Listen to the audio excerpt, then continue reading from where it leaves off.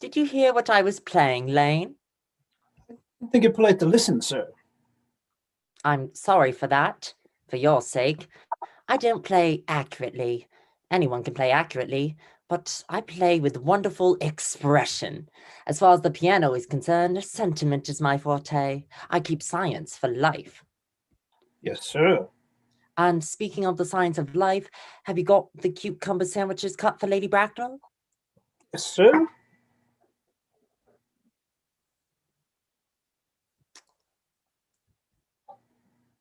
Oh, by the way, Lane, I see from your book that on Thursday night when Lord Shorman and Mr. Worthing were dining with me, 8 bottles of champagne are entered as having been consumed. Yes, sir. 8 bottles and a pint. Why is it that at a bachelor's establishment the servants invariably drink the champagne? I ask merely for information. Attributed to the superior quality of the wine, sir. I've often observed that in married households, the champagne is rarely of a first-rate brand. Good heavens, is marriage so demoralizing as that? I believe it's a very pleasant state, sir. I've had very little experience of it myself up to the present. I've only been married once, and that was in consequence of a misunderstanding between myself and a young person. I don't know that I'm much interested in your family life, Lane. No, sir, it's not a very interesting subject. I'd never think of it myself. Very natural, I'm sure. That will do, Lane. Thank you. Thank you, sir. Lane's views on marriage seem somewhat lax.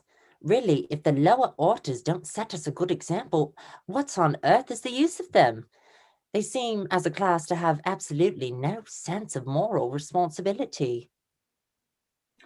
Mr. Ernest Worthing. How are you, my dear Ernest? What brings you up to town? Oh, pleasure, pleasure. What else should bring one anywhere? Eating as usual again, I see, Algy. I believe it is customary in good society to take some slight refreshment at 5 o'clock. Where have you been since last Thursday? In the country. What on earth do you do there? When one is in town, one amuses oneself. When one is in the country, one amuses other people. It is excessively boring. And who are the people you amuse? Oh, neighbours. Got nice neighbours in your part of Shropshire? Perfectly horrid. Never speak to one of them. How immensely you must amuse them. By the way, Shropshire is your county, is it not? Shropshire? Yes, of course. Hello. Why all these cups? Why cucumber sandwiches? Why such reckless extravagance in one so young? Who is coming to tea? Oh, merely Aunt Augusta and Gwendolyn. How perfectly delightful. Yes, that is all very well, but I'm afraid Aunt Augusta won't quite approve of your being here. May I ask why? My dear fellow, the way you flirt with Gwendolyn is perfectly disgraceful. It is almost as bad as the way Gwendolyn flirts with you. I am in love with Gwendolyn. I have come up to town expressly to propose to her. I thought you had come up for pleasure. I call that business. How utterly unromantic you are. I really don't see anything romantic in proposing. It is very romantic to fall in love, but there is nothing romantic about a definite proposal. Why, one may be accepted, one usually is, I believe, then the excitement is all over. The very essence of romance is uncertainty. If ever I get married, I'll certainly try to forget the fact. I have no doubt about that, dear Algy. The divorce court was specially invented for people whose memories are so curiously constituted. Oh, there's no use speculating on that subject. Divorces are made in heaven. Yeah. Please don't touch the cucumber sandwiches. They are ordered specially for Aunt Augusta. Well, you have been eating them all the time. That is quite a different matter. She is my aunt. Have some bread and butter. The bread and butter is for Gwendolyn. Gwendolyn is devoted to bread and butter. And very good bread and butter it is, too. Well, my dear fellow, you need not eat as if you're going to eat at all. You behave as if you were married to her already. You are not married to her already, and I don't think you ever will be. Why on earth do you say that? Well, in the first place, girls never marry the men they flirt with. Girls don't think it right. Oh, that is nonsense. It isn't. It's a great truth. It accounts for the extraordinary number of bachelors that one sees all over the place. In the second place, I don't give my consent. Your consent? My dear fellow, Gwendolyn is my first cousin, and before I allow you to marry her, you will have to clear up the whole question of Cecily.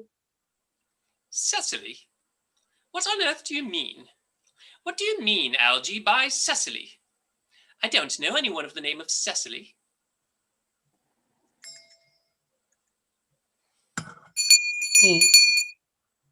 That cigarette case Mr. Worthing left in the smoking room the last time he dined here? Yes, sir. Do you mean to say you have had my cigarette case all this time? I wish to goodness you had let me know. I've been writing frantic letters to Scotland Yard about it. I was very nearly offering a large reward. Well, I wish you would offer one. I happen to be more than usually hard up. There is no good offering a large reward now that the thing is found.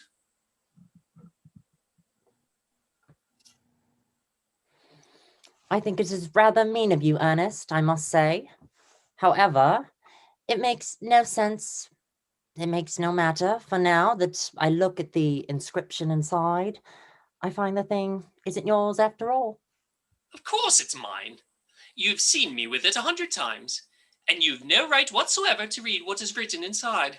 It is a very ungentlemanly thing to read a private cigarette case. Oh, it is absurd to have a hard and fast rule about what one should read and what one shouldn't. More than half of modern culture depends on what one shouldn't read. I am quite aware of the fact, and I don't propose to discuss modern culture. It isn't the sort of thing one should talk of in private. I simply want my cigarette case back. Yes, but this isn't your cigarette case. The cigarette case is a present from someone of the name of Cecily, and you said you didn't know anyone of that name? Well, if you want to know, Cecily happens to be my aunt. Your aunt? Yes, charming old lady she is too. Lives in Tunbridge Wells. Just give it back to me, Algie. But why does she call herself Little Cecily if she's your aunt and lives at Tunbridge Wells? From Little Cecily, with her fondest love. My dear fellow, what on earth is there in that? Some aunts are tall, some aunts are not tall. That is a matter that surely an aunt may be allowed to decide for herself. You seem to think that every aunt should be exactly like your aunt. That is absurd. For heaven's sake, give me back my cigarette case. Yes, but why does your aunt call you her uncle? From Little Cecily with her fondest love to her dear Uncle Jack. There is no objection, I admit, to an aunt being a small aunt, but why an aunt, no matter what her size may be, should call her own nephew her uncle, I can't quite make out. Besides, your name isn't Jack at all, it's Ernest. It isn't Ernest. It's Jack. You have always told me it was Ernest. I have introduced you to everyone as Ernest. You answer to the name of Ernest. You look as if your name was Ernest. You are the most earnest-looking person I ever saw in my life. It is perfectly absurd you're saying that your name isn't Ernest. It's on your cards. Here's one of them. Mr. Ernest Worthing, B4, the Albany. I'll keep this as proof that your name is Ernest if you ever attempt to deny it to me, or to Gwendolyn, or to anyone else. Well, my name is Ernest in town, and Jack in the country, and the cigarette case was given to me in the country. Yes, but that does not account for the fact that your small Aunt Cecily, who lives at Tunbridge Wells, calls you her dear uncle. Come, old boy, you had much better have the thing out at once. My dear Algie, you talk exactly as if you were a dentist. It is very vulgar to talk like a dentist when one isn't a dentist. It produces a false impression. Well, that is exactly what dentists always do. Now go on. Tell me the whole thing. I may mention that I have always suspected you of being a confirmed and secret Bunburyist, and I'm quite sure of it now. Bunburyist? What on earth do you mean by a Bunburyist? I'll reveal to you the meaning of that incomparable expression as soon as you are kind enough to inform me why you are Ernest in town and Jack in the country. Well, produce my cigarette case first. Here it is.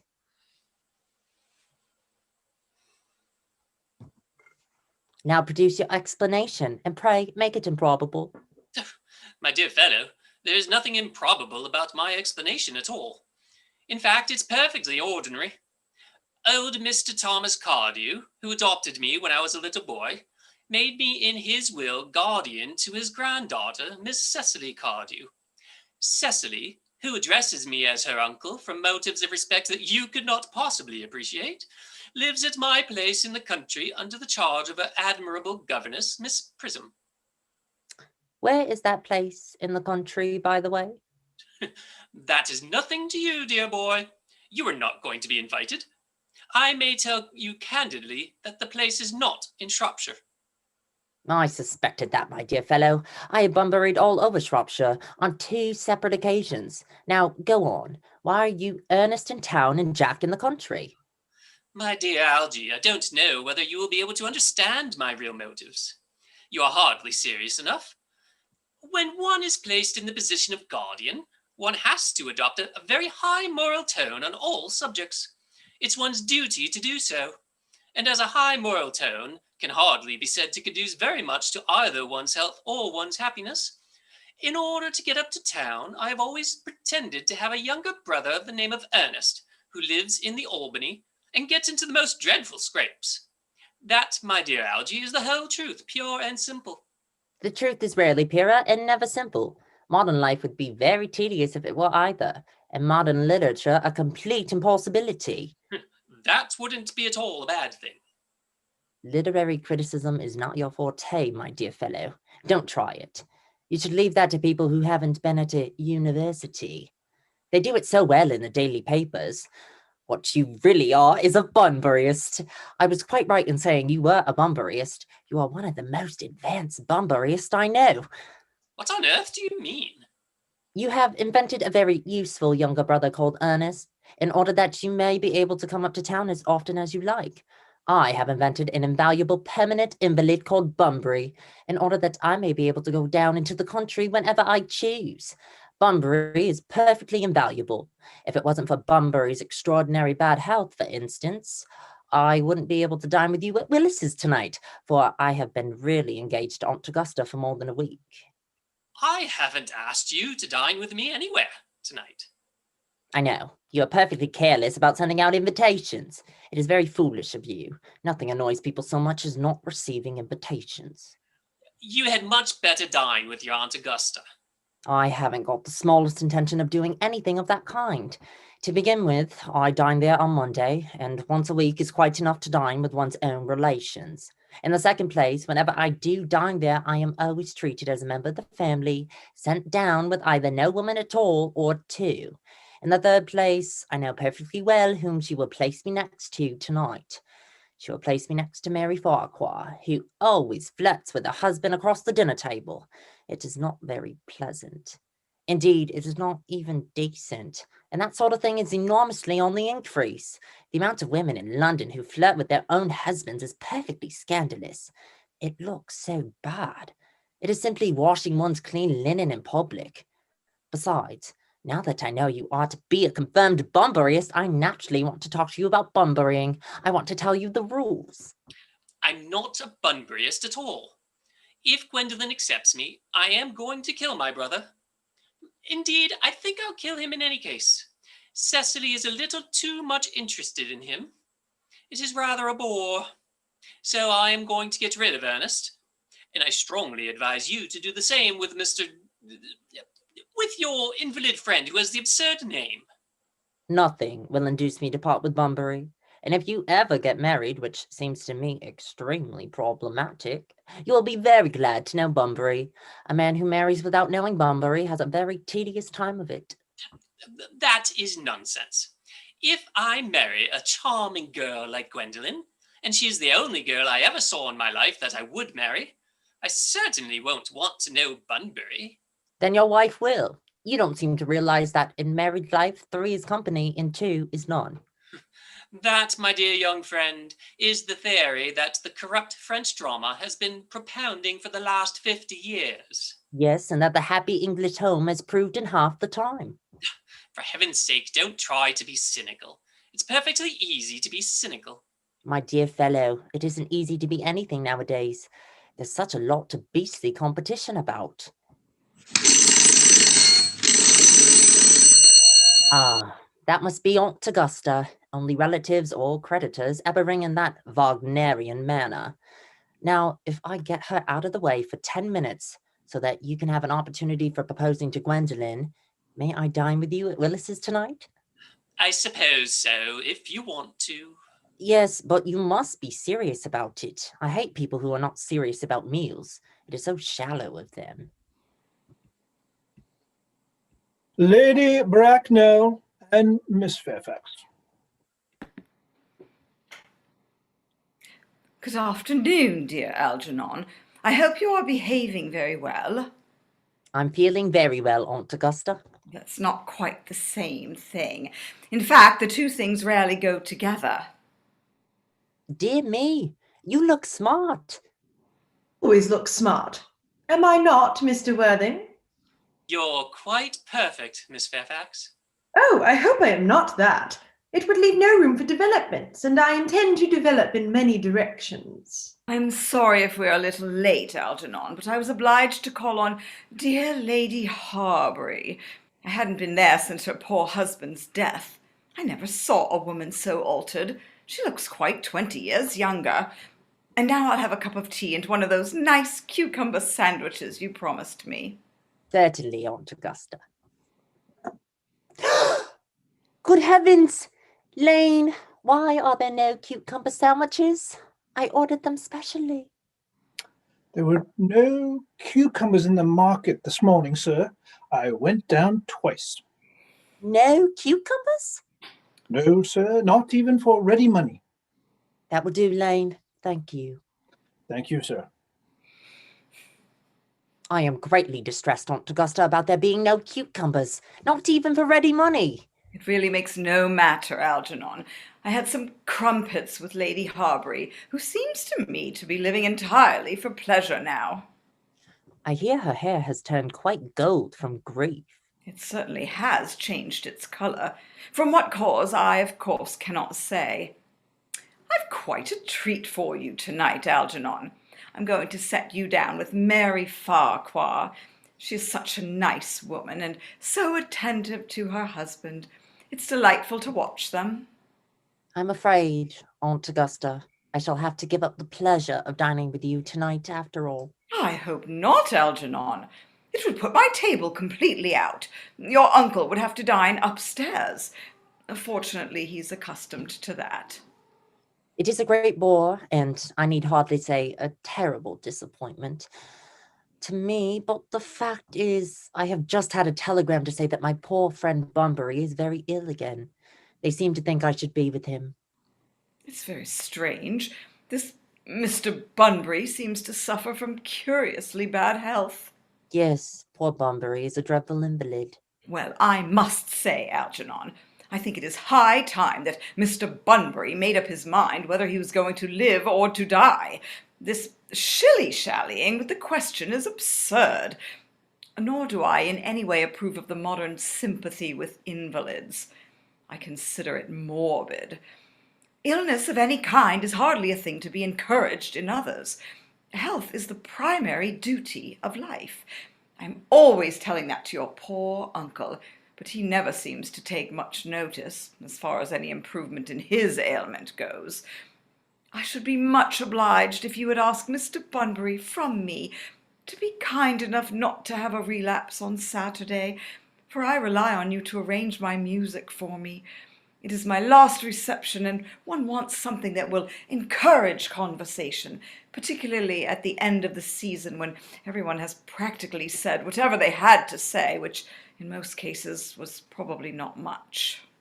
I'll speak to Bunbury, Aunt Augusta, if he is still conscious, and I think I can promise you he'll be all right by Saturday. Of course, the music is a great difficulty. You see, if one plays good music, people don't listen. And if one plays bad music, people don't talk. But I'll run over the program I've drawn out if you will kindly come into the next room for a moment. Thank you, Algernon. It is very thoughtful of you. I'm sure the program will be delightful after a few expurgations. French songs I cannot possibly allow. People always seem to think that they are improper and either look shocked, which is vulgar, or laugh, which is worse. But German sounds a thoroughly respectable language, and indeed I believe it is so. Gwendolyn, you will accompany me. Certainly, Mamma. Charming day it has been, Miss Fairfax. Pray don't talk to me about the weather, Mr. Worthing. Whenever people talk to me about the weather, I always feel quite certain that they mean something else, and that makes me so nervous. I do mean something else. I thought so. In fact, I am never wrong. And I would like to be allowed to take advantage of Lady Bracknell's temporary absence. I would certainly advise you to do so. Mamma has a way of coming back suddenly into a room that I have often had to speak to her about. Miss Fairfax, ever since I met you, I've admired you more than any girl I have ever met since I met you. Yes, I am quite well aware of the fact, and I often wish that in public, at any rate, you had been more demonstrative. For me, you have always had an irresistible fascination. Even before I met you, I was far from indifferent to you. We live, as I hope you know, in an age of ideals, Mr. Worthing. The fact is constantly mentioned in the more expensive monthly magazines, and has reached the provincial pulpits, I am told. And my ideal has always been to love someone of the name of Ernest. There is something in that name that inspires absolute confidence. The moment Algernon first mentioned to me that he had a friend called Ernest, I knew I was destined to love you. You really love me, Gwendolyn? Passionately. Darling, you don't know how happy you've made me. My own Ernest. But you don't really mean to say that you couldn't love me if my name wasn't Ernest? But your name is Ernest. Yes, I know it is. But supposing it was something else, do you mean to say you couldn't love me then? Ah, that is clearly a metaphysical speculation, and like most metaphysical speculations, has very little reference at all to the actual facts of real life as we know them. Personally, darling, to speak quite candidly, I don't much care about the name of Ernest. I don't think the name suits me at all. It suits you perfectly. It is a divine name. It has a music of its own. It produces vibration. Well, really, Gwendolyn, I must say that I think there are lots of other much nicer names. I think Jack, for instance, a charming name. Jack? No, there is very little music in the name Jack, if any at all, indeed. It does not thrill. It produces absolutely no vibrations. I have known several Jacks, and they all, without exception, were more than usually plain. Besides, Jack is a notorious domesticity for John, and I pity any woman who is married to a man called John. She would probably never be allowed to know the entrancing pleasure of a single moment's solitude. The only really safe name is Ernest. Gwendolyn, I must get christened at once. I mean, we must get married at once. There is no time to be lost. Married, Mr. Worthing? Well, surely. You know that I love you, and you led me to believe, Miss Fairfax, that you were not absolutely... I adore you, but you haven't proposed to me yet. Nothing has been said at all about marriage. The subject has not even been touched on. Well, may I propose to you now? I think it would be an admirable opportunity. And to spare you any possible disappointment, Mr. Worthing, I think it only fair to tell you that, quite frankly, beforehand, that I am fully determined to accept you. Gwendolyn! Yes, Mr. Worthing, what have you got to say to me? You know what I've got to say to you. Yes, but you don't say it. Gwendolyn, will you marry me? Of course I will, darling. How long you have been about it. I am afraid you have had very little experience in how to propose. My own one. I've never loved anyone in the world but you. Yes, but men often propose for practice. I know my brother Gerald does. All my girlfriends tell me so. What wonderful eyes you have, Ernest. I hope you will always look at me just like that, especially when there are other people present. Mr. Worthing, rise, sir, from this semi-recumbent posture. It is most indecorous. Mamma, I must beg you to retire. This is no place for you. Besides, Mr. Worthing has not quite finished yet. Finished what, may I ask?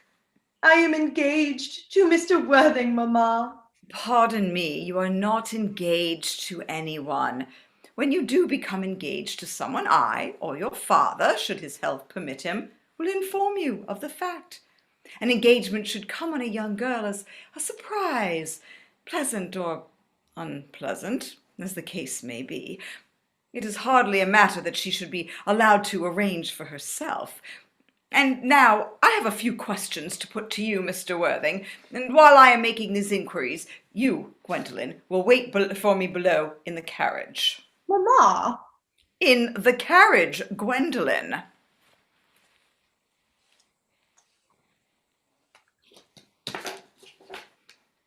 Gwendolyn! The carriage! Yes, Mamma. You can take a seat, Mr. Worthing. Thank you, Lady Bracknell. I prefer standing. I feel bound to tell you that you are not down on my list of eligible young men, although I have the same list as the dear Duchess of Bolton has. We work together, in fact. However, I'm quite ready to enter your name, should your answers be what a really affectionate mother requires. Do you smoke? Well, yes. I must admit I smoke. I'm glad to hear it. A man should always have an occupation of some kind. There are far too many idle men in London as it is. How old are you? 29. A very good age to be married at. I have always been of opinion that a man who desires to get married should know either everything or nothing. Which do you know? I know nothing, Lady Bracknell. I am pleased to hear it. I do not approve of anything that tampers with natural ignorance. Ignorance is like a delicate, exotic fruit. Touch it, and the bloom is gone. The whole theory of modern education is radically unsound. Fortunately, in England, at any rate, education produces no effect whatsoever.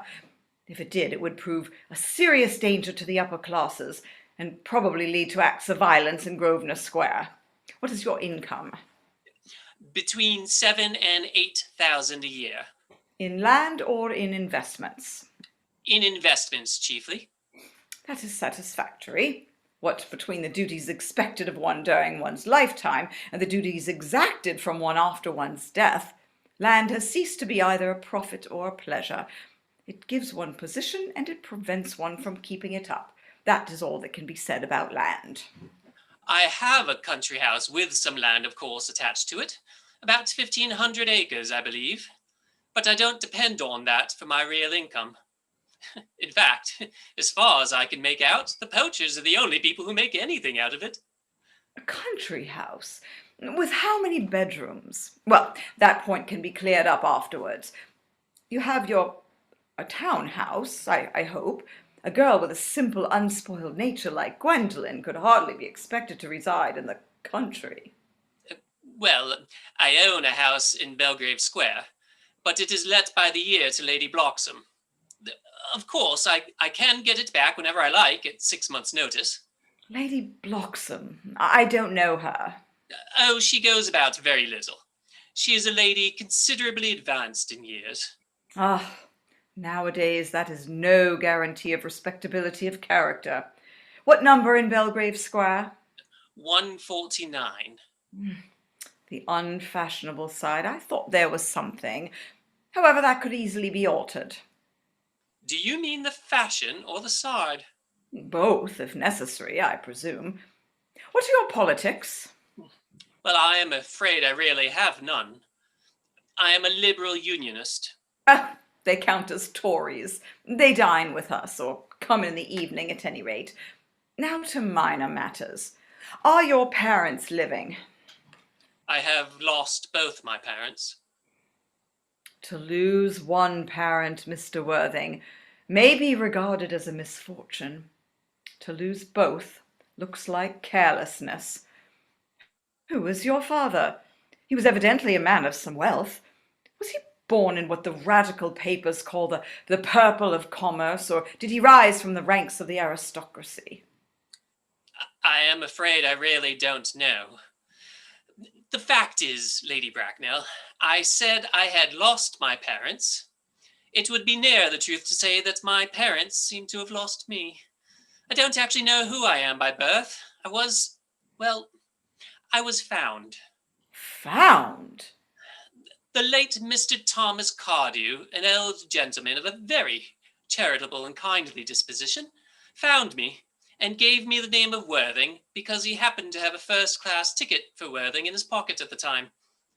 Worthing is a place in Sussex. It is a seaside resort. Where did the charitable gentleman who had the first-class ticket for this seaside resort find you? In a handbag. A handbag? Yes, Lady Bracknell. I was in a handbag. A somewhat large black leather handbag with handles to it. An ordinary handbag, in fact. In what locality did this Mr. Thomas Cardew come across this ordinary handbag? In the cloakroom at Victoria Station. It was given to him in mistake for his own. Cloakroom at Victoria Station? Yes. The Brighton line. The line is immaterial. Mr. Worthing, I confess I feel somewhat bewildered by what you have just told me.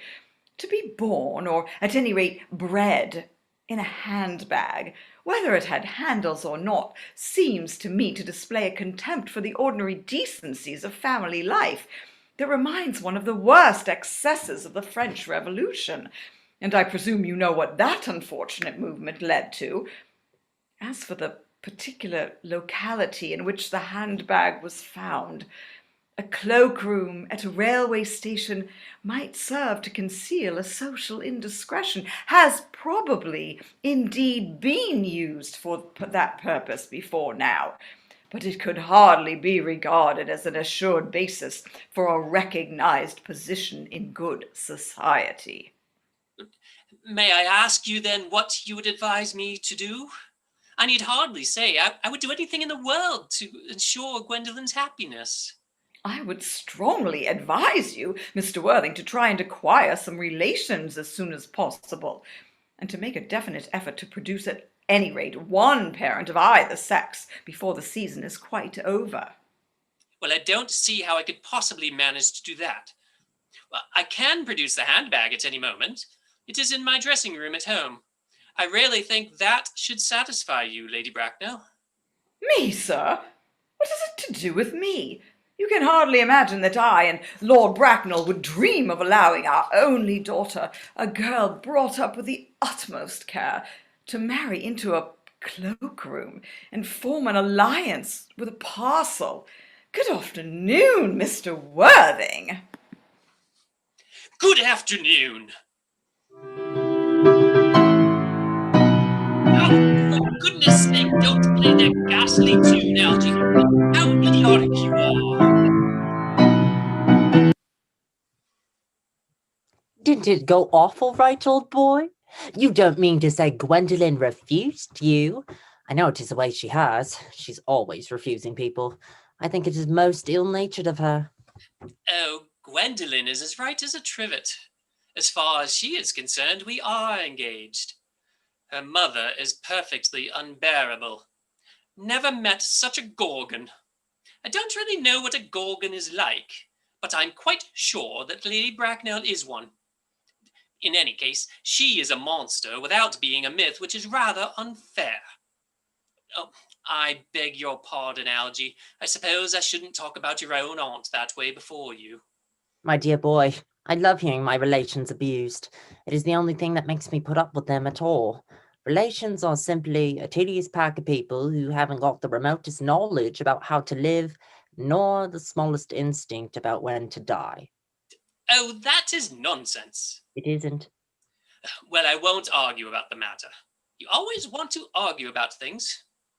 That is exactly what things were originally made for. Upon my word, if I thought that, I'd shoot myself. You don't think there's any chance of Gwendolyn becoming like her mother in about 150 years, do you, Algie?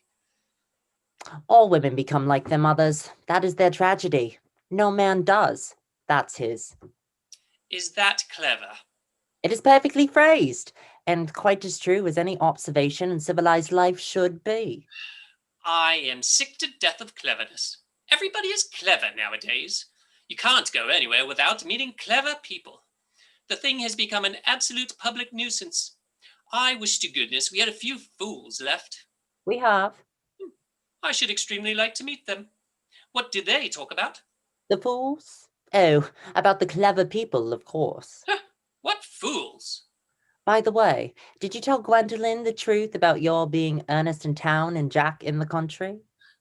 My dear fellow, the truth isn't quite the sort of thing one tells to a nice, sweet, refined girl. What extraordinary ideas you have about the way to behave to a woman. The only way to behave to a woman is to make love to her if she's pretty, and to someone else if she is plain. Oh, that is nonsense. What about your brother? What about the profligate Ernest? Oh, before the end of the week I shall have got rid of him. I'll say he died in Paris of apoplexy. Lots of people die of apoplexy quite suddenly, don't they? Yes, but it's hereditary, my dear fellow. It's the sort of thing that runs in families. You had much better say a severe chill. You are sure a severe chill isn't hereditary or anything of that kind? Of course it isn't. Ah, very well then. My poor brother Ernest carried off suddenly in Paris by a severe chill. That gets rid of him. But I thought you said that Miss Cardew was a little too much interested in your poor brother Ernest. Won't she feel his loss a good deal? Oh, that is all right. Cecily is not a silly romantic girl, I am glad to say. She has got a capital appetite, goes long walks, and pays no attention at all to her lessons. I would rather like to meet Cecily. I will take very good care you never do. She is excessively pretty, and she is only just 18. Have you told Gwendolyn yet that you have an excessively pretty ward who is only just 18? Oh, one doesn't blurt these things out to people. Cecily and Gwendolyn are perfectly certain to be extremely great friends. I'll bet you anything you like that half an hour after they have met, they will be calling each other sister. Women only do that when they have called each other a lot of other things first. Now, my dear boy, if we want to get a good table at Willis's, we really must go and dress. Do you know it is nearly 7? Oh, it is always as nearly 7. Well, I'm hungry. I never knew you when you weren't. What shall we do after dinner? Go to a theatre? Oh no, I loathe listening. Well, let us go to the club. Oh no, I hate talking. Well, we might trot round to the Empire at 10? Oh no, I can't bear looking at things. It is so silly. Well, what shall we do? Nothing. It is awfully hard work doing nothing. However, I don't mind hard work where there is no definite object of any kind. Miss Fairfax. Gwendolyn, upon my word. Algie, kindly turn your back. I have something very particular to say to Mr. Worthing. Really, Gwendolyn, I don't think I can allow this at all. Algie, you always adopt a strictly immoral attitude towards life. You are not quite old enough to do that. My own darling. Ernest, we may never be married. From the expression on Mamma's face, I fear we never shall. Few parents nowadays pay any regard to what their children say to them. The old-fashioned respect for the young is fast dying out. Whatever influence I had over Mamma, I lost at the age of 3. But although she may prevent us from becoming man and wife, and I may marry someone else, and marry often, nothing that she can possibly do can alter my eternal devotion to you. Dear Gwendolyn. The story of your romantic origin, as related to me by Mamma, with unpleasing comments, has naturally stirred the deeper fibers of my nature. Your Christian name has an irresistible fascination. The simplicity of your character makes you exquisitely incomprehensible to me. Your town address at the Albany I have. What is your address in the country? The Manor House, Woolton, Hertfordshire. There is a good postal service, I suppose. It may be necessary to do something desperate. That, of course, will require serious consideration. I will communicate with you daily. My own one. How long do you remain in town? Till Monday. Good. Algie, you may turn round now. Thanks. I've turned round already. You may also ring the bell.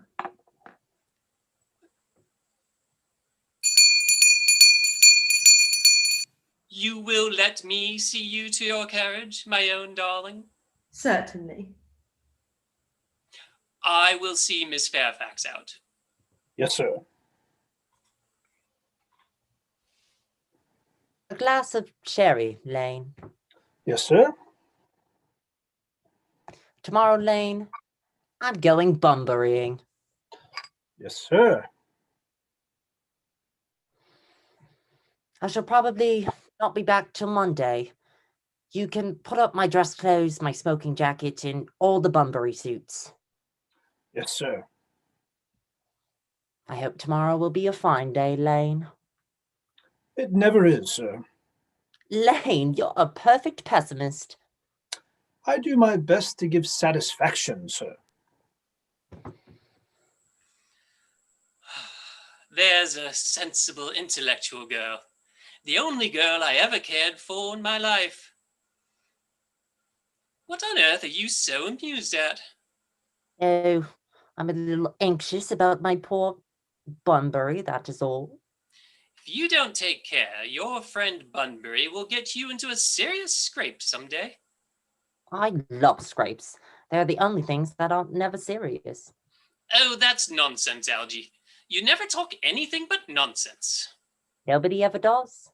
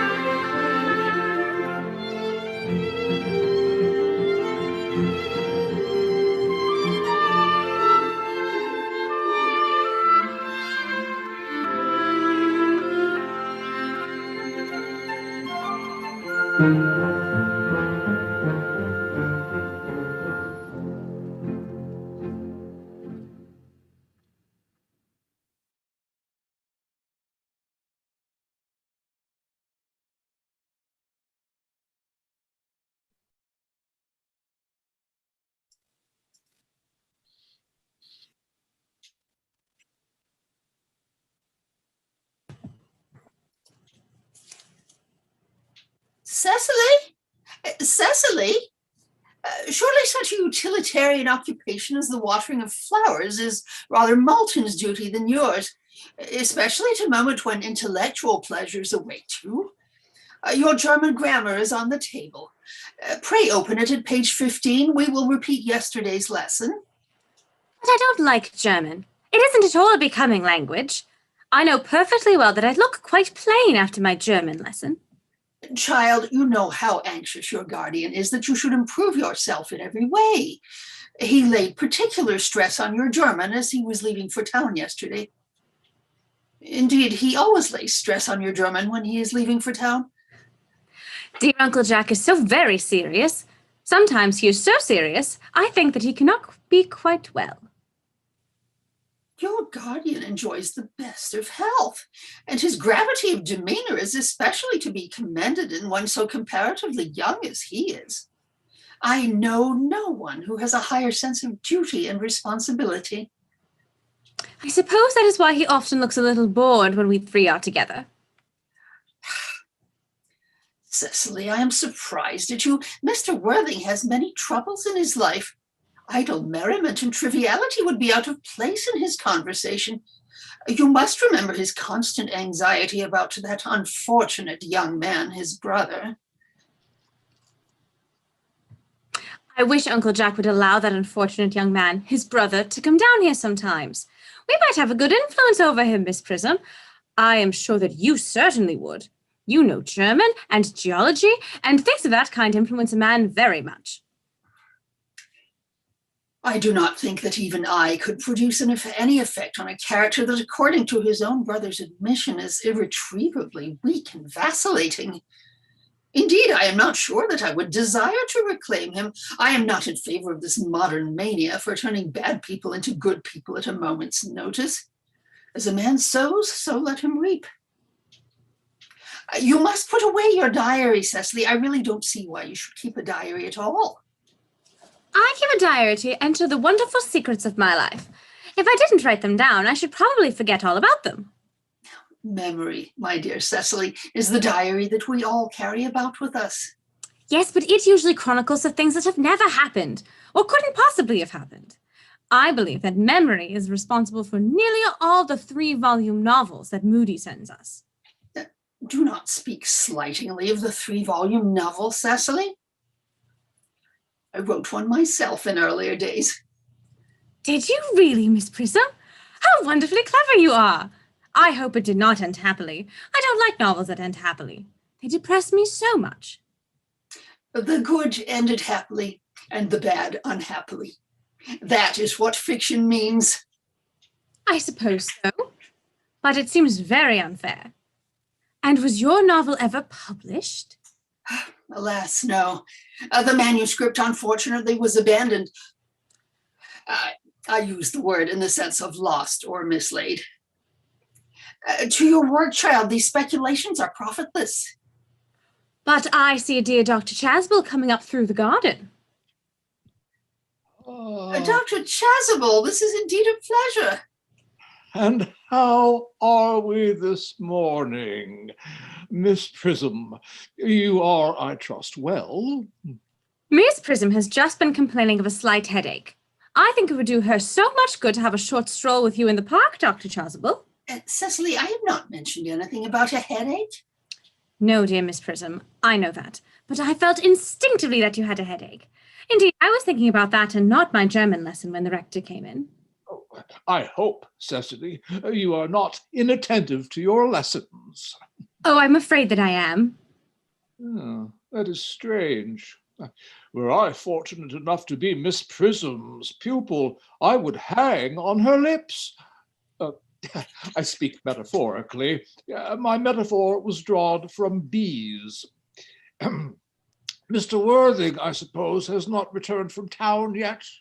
We do not expect him till Monday afternoon. Ah, yes.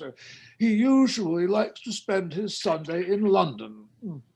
He is not one of those whose sole aim is enjoyment, as by all accounts that unfortunate young man, his brother, seems to be. But I must not disturb Egeria and her pupil any longer. Egeria? My name is Letitia, Doctor. A classical allusion merely, drawn from the pagan authors. I shall see you both, no doubt, at evensong. I think, dear Doctor, I will have a stroll with you. I find I have a headache after all, and a walk might do it good. With pleasure, Miss Prism, with pleasure. We might go as far as the schools and back. That would be delightful. Cecily, you will read your political economy in my absence? The chapter on the fall of the rupee you may omit. It is somewhat too sensational. Even these metallic problems have their melodramatic side.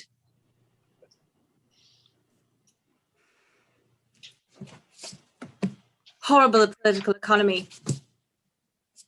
Horrid geography. Horrid German. Mr. Ernest Worthing has just driven over from the station. He has brought his luggage with him. Mr. Ernest Worthing, B4 the Albany W. Uncle Jack's brother. Did you tell him Mr. Worthing was in town? Yes, miss. He seemed very much disappointed. I mentioned that you and Miss Prism were in the garden. He said he was anxious to speak to you privately for a moment. Ask Mr. Ernest Worthing to come here. I suppose you had better talk to the housekeeper about a room for him. Yes, miss.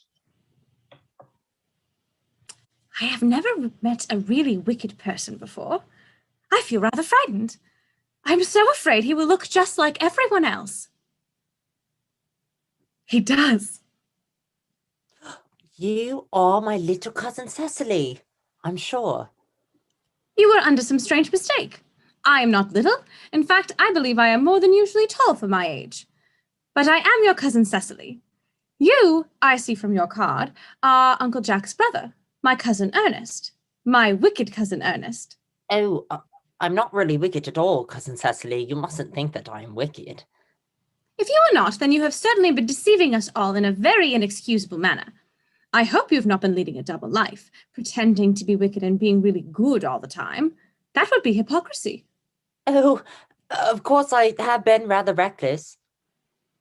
I'm glad to hear it. In fact, now you mention the subject, I've been very bad in my own small way. I don't think you should be quite so proud of that, though I'm sure it must have been very pleasant. It is much pleasanter being here with you. I can't understand how you're here at all. Uncle Jack won't be back till Monday afternoon. That is a great disappointment. I'm obliged to go up by the first train on Monday morning. I have a business appointment that I am anxious to miss. Couldn't you miss it anywhere but in London?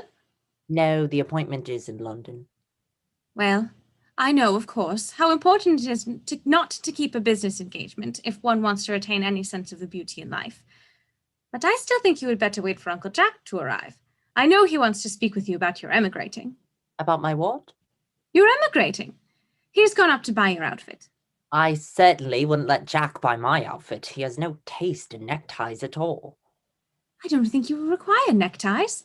Uncle Jack is sending you to Australia. Australia? I'd sooner die. Well, he said at dinner on Wednesday night that you would have to choose between this world, the next world, and Australia. Oh, well, the accounts I have received of Australia and the next world are not particularly encouraging. This world is good enough for me, Cousin Cecily. Yes, but are you good enough for it? I'm afraid I'm not that. That is why I want you to reform me. You might make that your mission, if you don't mind, Cousin Cecily. I'm afraid I've no time this afternoon. Well, would you mind my reforming myself this afternoon? It is rather quixotic of you, but I think you should try. I will. I feel better already. You are looking a little worse. That is because I am hungry. How thoughtless of me! I should have remembered that when one is going to lead an entirely new life, one requires regular and wholesome meals. Won't you come in? Thank you. Might I have a flower for my buttonhole first? I never have any appetite unless I have a buttonhole first. A Marshal Neal? No, I'd sooner have a pink rose. Why? Because you are like a pink rose, Cousin Cecily. I don't think it can be right for you to talk to me like that. Miss Prism never says such things to me. Then Miss Prism is a short-sighted old lady. You are the prettiest girl I ever saw. Miss Prism says that all good looks are a snare.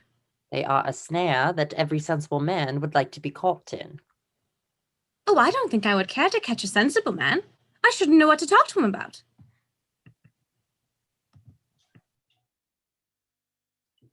You are too much alone, dear Dr. Chasuble. You should get married. A misanthrope I can understand. A woman-thrope, never. Well, believe me, I do not deserve so neologistic a phrase. The precept as well as the practice of the primitive church was distinctly against matrimony. That is obviously the reason why the primitive church has not lasted up to the present day.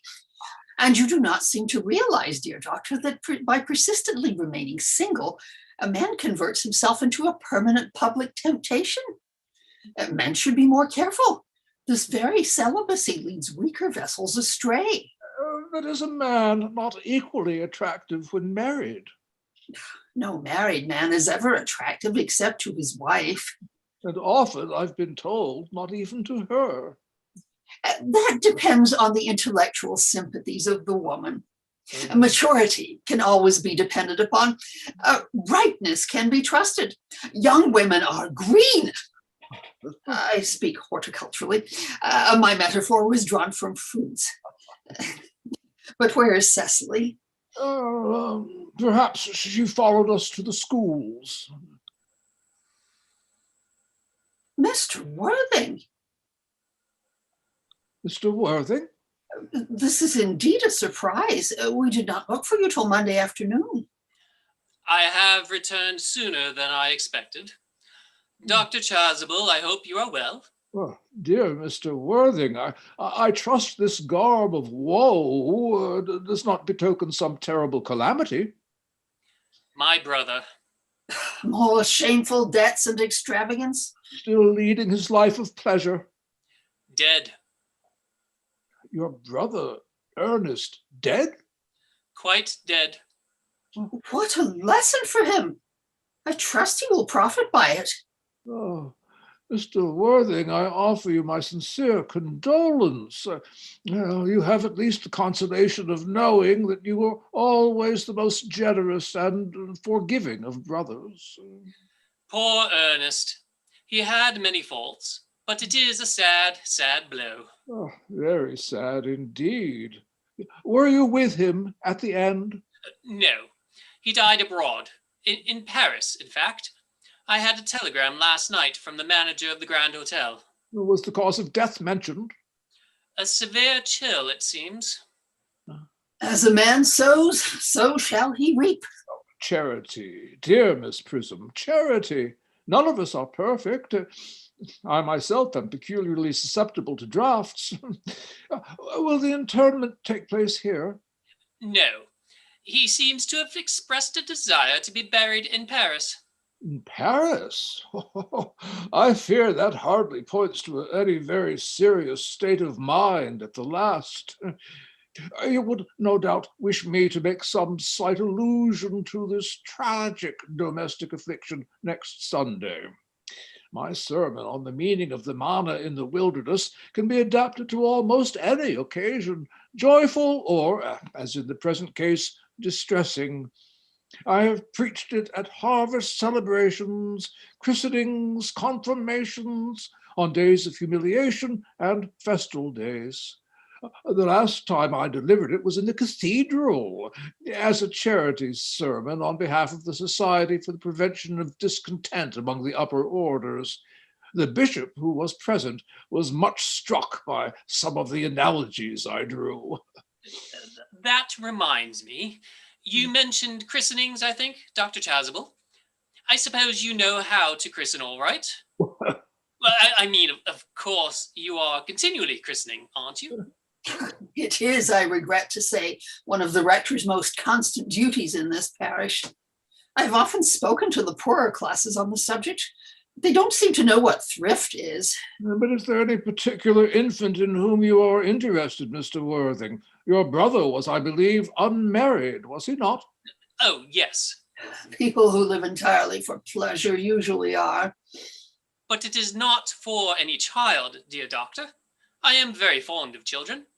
No, the fact is, I would like to be christened myself this afternoon, if you have nothing better to do. But surely, Mr. Worthing, you have been christened already. I don't remember anything about it. But have you any grave doubts on the subject? I certainly intend to have. Of course, I don't know if the thing would bother you in any way, or if you think I'm a little too old now. Oh, not at all. No, the sprinkling and indeed the immersion of adults is a perfectly canonical practice. Immersion? You need have no apprehensions. Sprinkling is all that is necessary, or indeed, I think, advisable. Our weather is so changeable. At what hour would you wish the ceremony performed? Oh, I might trot around about 5, if that would suit you. Oh, perfectly, perfectly. In fact, I have 2 similar ceremonies to perform at that time. A case of twins that occurred recently in one of the outlying cottages in your own estate. Poor Jenkins the carter, a most hard-working man. I don't see much fun in being christened along with other babies. It would be childish. Would 5:30 do? Oh, admirably, admirably. Now,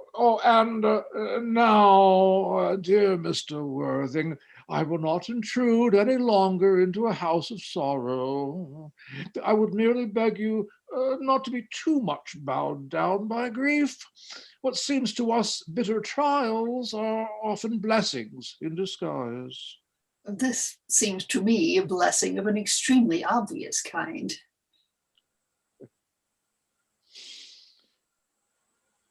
Uncle Jack! Oh, I am pleased to see you back. Well, what is the matter, Uncle Jack? Do look happy. You look as if you had a toothache. And I've got such a surprise for you. Who do you think is in the dining room? Your brother. Who? Your brother, Ernest. He arrived about half an hour ago. What nonsense. I haven't got a brother. Oh, don't say that. However badly he'd behaved to you in the past, he is still your brother.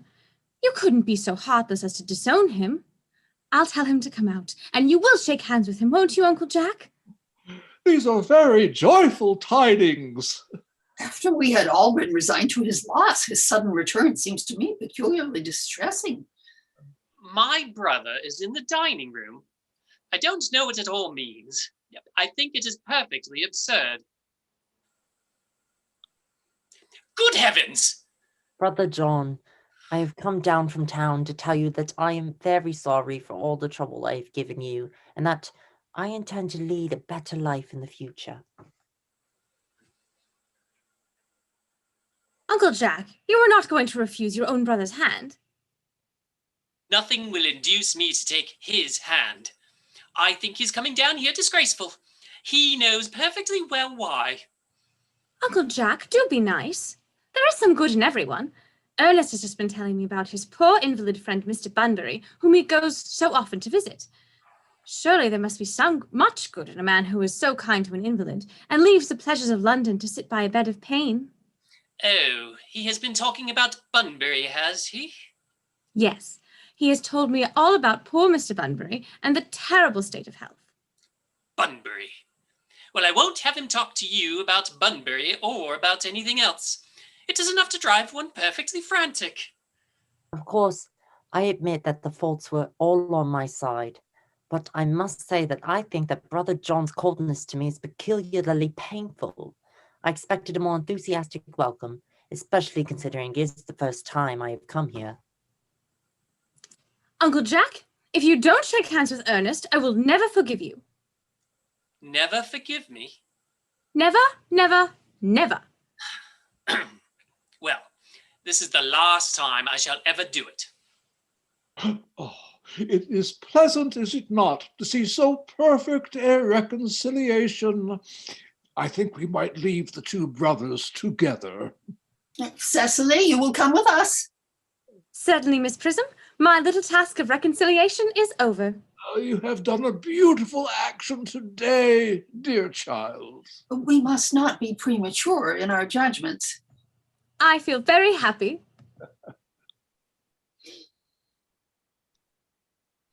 You young scoundrel. Algy, you must get out of this place as soon as possible. I don't want any Bunburying here.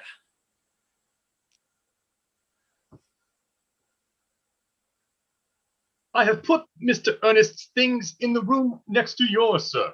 I suppose that is all right? What? Mr. Ernest's luggage, sir.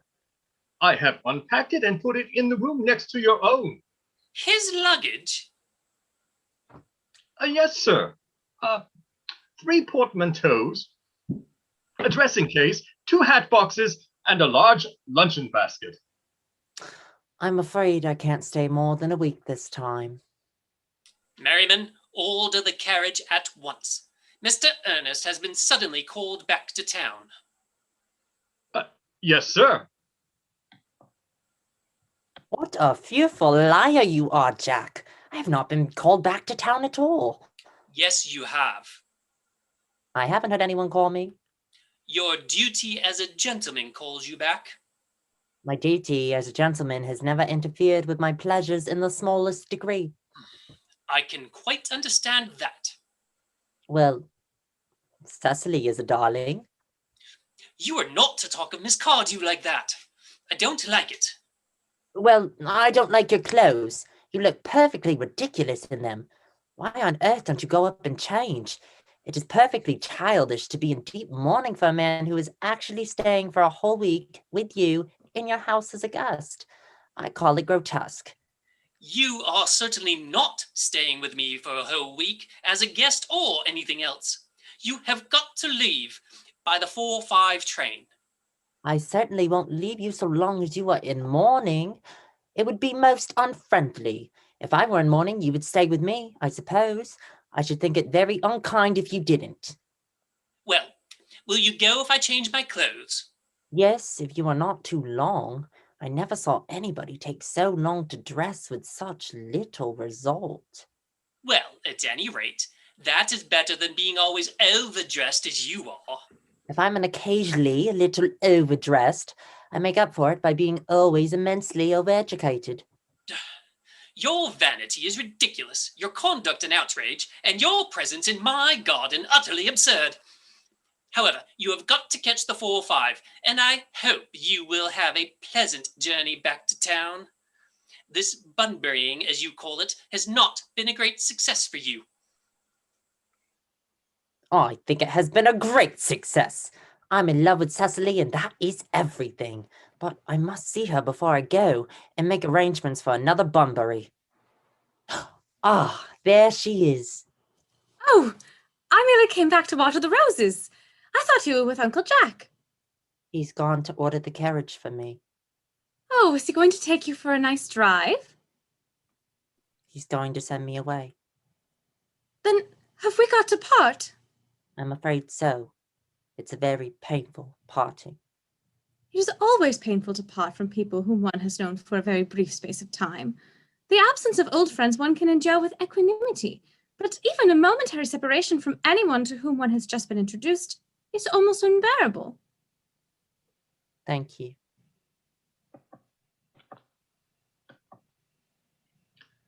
The carriage is at the door, sir. It can wait, Merriman, for 5 minutes. Yes, miss. I hope, Cecily, I shall not offend you if I state quite frankly and openly that you seem to me to be in every way the visible personification of absolute perfection. I think your frankness does you credit, Ernest. If you will allow me, I will copy your remarks into my diary. Do you really keep a diary? I'd give anything to look at it. May I? Oh, no. You see, it is simply a young girl's record of her own thoughts and impressions, and consequently meant for publication. When it appears in volume form, I hope you'll order a copy. But pray, Ernest, don't stop. I delight in taking down from dictation. I have reached absolute perfection. You can go on. I'm quite ready for more. Oh, Oh, don't cough, Ernest. When one is dictating, one should speak fluently and not cough. Besides, I don't know how to spell a cough. Cecily, ever since I first looked upon your wonderful and incomparable beauty, I have dared to love you wildly, passionately, devotedly, hopelessly. I don't think that you should tell me that you love me wildly, passionately, devotedly, hopelessly. Hopelessly doesn't seem to make much sense, does it? The carriage is waiting, sir. Tell it to come round next week, at the same hour. Yes, sir. Uncle Jack would be very much annoyed if he knew you were staying on till next week, at the same hour. Oh, I don't care about Jack. I don't care for anybody in the whole world but you. I love you, Cecily. You will marry me, won't you? You silly boy, of course. Why, we have been engaged for the last 3 months. For the last 3 months? Yes, it will be exactly 3 months on Thursday. But how did we become engaged? Well, ever since dear Uncle Jack first confessed to us that he had a younger brother who was very wicked and bad, you, of course, have formed the chief topic of conversation between myself and Miss Prism. And, of course, a man who is much talked about is always very attractive. One feels there must be something in him, after all.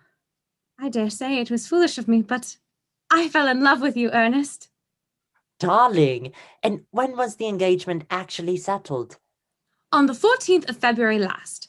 Worn out by your entire ignorance of my existence, I determined to end the matter one way or the other, and after a long struggle with myself, I accepted you under this dear old tree here. The next day, I bought this little ring in your name, and this, the lover's bangle, with a true lover's knot I promised you always to wear. Did I give you this? It's very pretty, isn't it?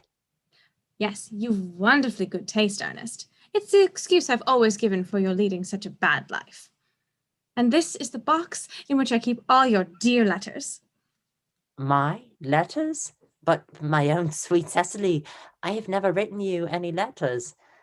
You need hardly remind me of that, Ernest. I remember only too well that I was forced to write your letters for you. I wrote always 3 times a week, and sometimes oftener. Oh, do let me read them, Cecily. Oh, I couldn't possibly. That would make you far too conceited. The 3 you wrote me after I had broken off the engagement are so beautiful and so badly spelled that even now I can hardly read them without crying a little. But was our engagement ever broken off? Of course it was, on the 22nd of last March. You can see the entry if you like. Today I broke off my engagement with Ernest. I feel it is better to do so. The weather still continues charming. But why on earth did you break it off? What had I done? I had done nothing at all. Cecily, I am very much hurt indeed to hear you broke it off, particularly when the weather was so charming. It would hardly have been a really serious engagement if it hadn't been broken off at least once. But I forgave you before the week was out. What a perfect angel you are, Cecily. You dear romantic boy. You'll never break off our engagement again, Cecily? I don't think I could break it off now that I've actually met you. Besides, of course, there is the question of your name. Yes, of course. You must not laugh at me, darling, but it had always been a girlish dream of mine to love someone whose name was Ernest. There is something in that name that seems to inspire absolute confidence. I pity any poor married woman whose husband is not called Ernest. But, my dear child, do you mean to say you could not love me if I had some other name? But what name? Oh, any name you like. Algernon, for instance. But I don't like the name of Algernon. Well, my own dear, sweet, loving little darling, I really can't see why you should object to the name of Algernon. It is not at all a bad name. In fact, it is rather an aristocratic name. Half of the chaps who get into the bankruptcy court are called Algernon. But seriously, Cecily, if my name was Algernon, couldn't you love me? I might respect you, Ernest. I might admire your character. But I fear I should not be able to give you my full undivided attention. Cecily, your rector here is, I suppose, thoroughly experienced in the practice of all the rites and ceremonials of the church? Oh, yes. Dr. Chasuble is a most learned man. He has never written a single book, so you can imagine how much he knows. I must see him at once on a most important christening. I mean, on most important business. Oh!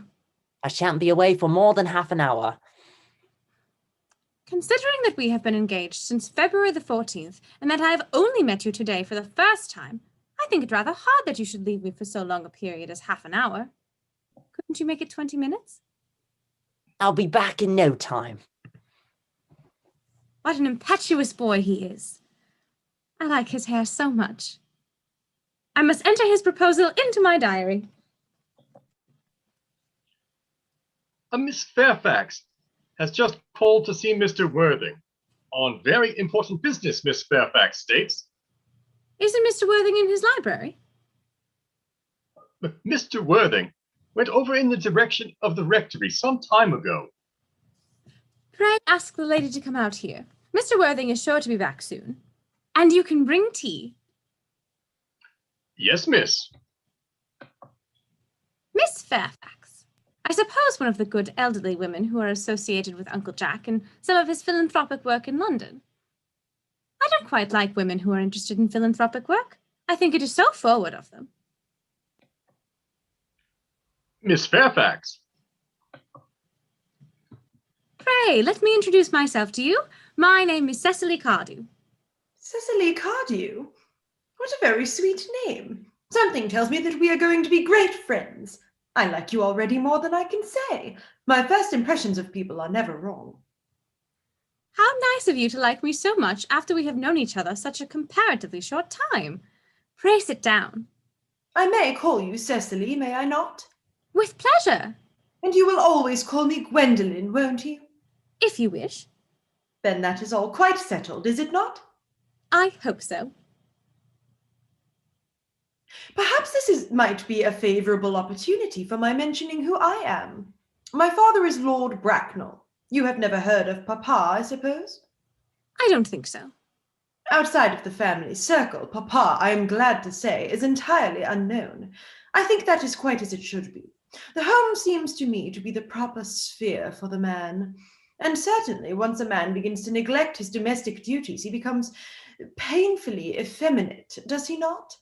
And I don't like that. It makes men so very attractive. Cecily, my mother, whose views on education are remarkably strict, has brought me up to be extremely short-sighted. It is part of her system. So, do you mind my looking at you through my glasses? Oh, not at all, Gwendolyn. I'm very fond of being looked at.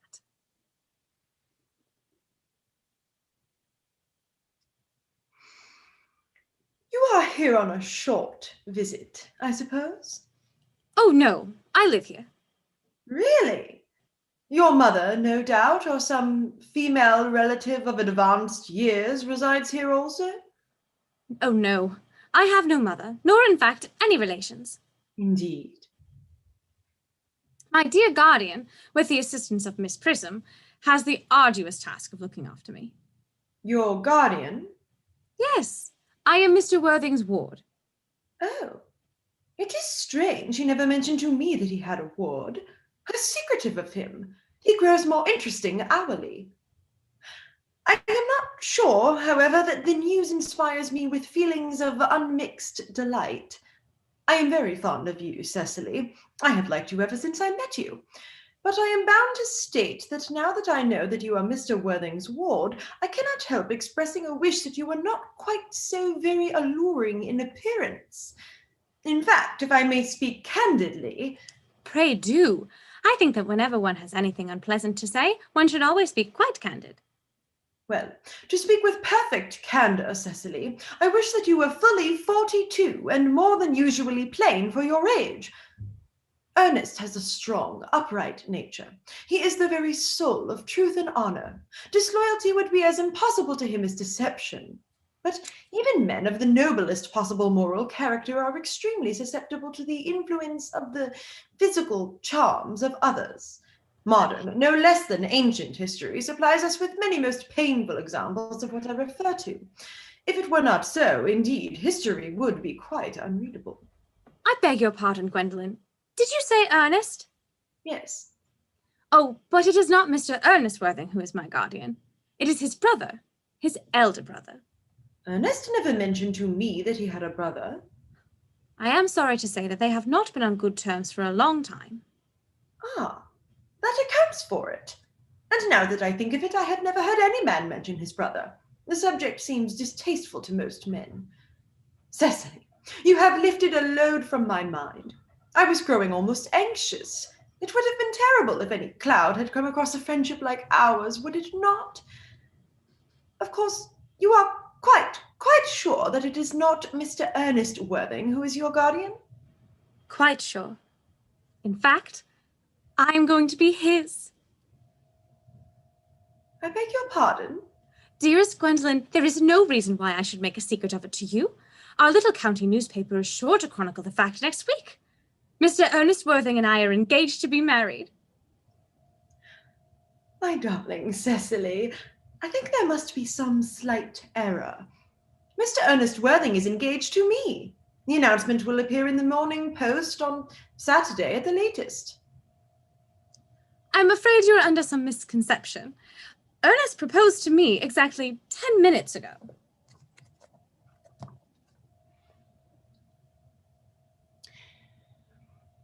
It is certainly very curious, for he asked me to be his wife yesterday afternoon at 5:30. If you would care to verify the incident, pray do so. I never travel without my diary. One should always have something sensational to read in the train. I am sorry, dear Cecily, if it is any disappointment to you, but I am afraid that I have the prior claim. It would distress me more than I can tell you, dear Gwendolyn, if it caused you any mental or physical anguish. But I feel bound to point out that since Ernest proposed to you, he clearly has changed his mind. If the poor fellow has been entrapped into any foolish promise, I shall consider it my duty to rescue him at once, and with a firm hand. Whatever unfortunate entanglement my dear boy may have gotten into, I will never reproach him with it after we are married. Do you allude to me, Miss Cardew, as an entanglement? You are presumptuous. On an occasion of this kind, it becomes more than a moral duty to speak one's mind. It becomes a pleasure. Do you suggest, Miss Fairfax, that I entrapped Ernest into an engagement? How dare you? This is no time for wearing the shallow mask of manners. When I see a spade, I call it a spade. I am glad to say that I have never seen a spade. It is obvious that our social spheres have been widely different. Shall I lay tea here as usual, miss? Yes, as usual.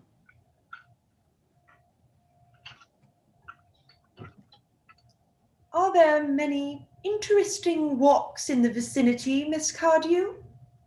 Oh, yes, a great many. From the top of one of the hills quite close, one can see 5 counties. 5 counties? I don't think I should like that. I hate crowds. I suppose that is why you live in town? Quite a well-kept garden this is, Miss Cardew. So glad you like it, Miss Fairfax. I had no idea there were any flowers in the country. Oh, flowers are as common here, Miss Fairfax, as people are in London. Personally, I cannot understand how anybody manages to exist in the country, if anybody who is anybody does. The country always bores me to death. Ah, that is what the newspapers call agricultural depression, is it not? I believe the aristocracy are suffering very much from it at present. It is almost an epidemic amongst them, I have heard. May I offer you some tea, Miss Fairfax? Thank you. Detestable girl, but I require tea.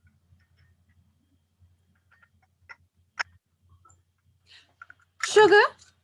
No, thank you. Sugar is not fashionable anymore.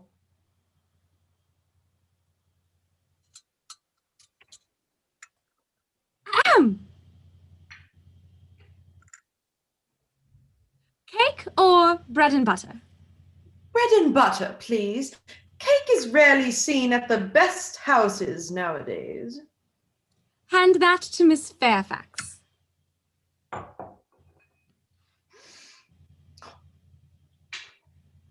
You have filled my tea with lumps of sugar. And though I asked most distinctly for bread and butter, you have given me cake. I am known for the gentleness of my disposition and the extraordinary sweetness of my nature, but I warn you, Miss Cardew, you may go too far. To save my poor, innocent, trusting boy from the machinations of any other girl, there are no lengths to which I would not go. From the moment I saw you, I distrusted you. I felt that you were false and deceitful. I am never deceived in such matters. My first impressions of people are invariably right. It seems to me, Miss Fairfax, that I am trespassing on your valuable time. No doubt you have many other calls of a similar character to make in the neighborhood.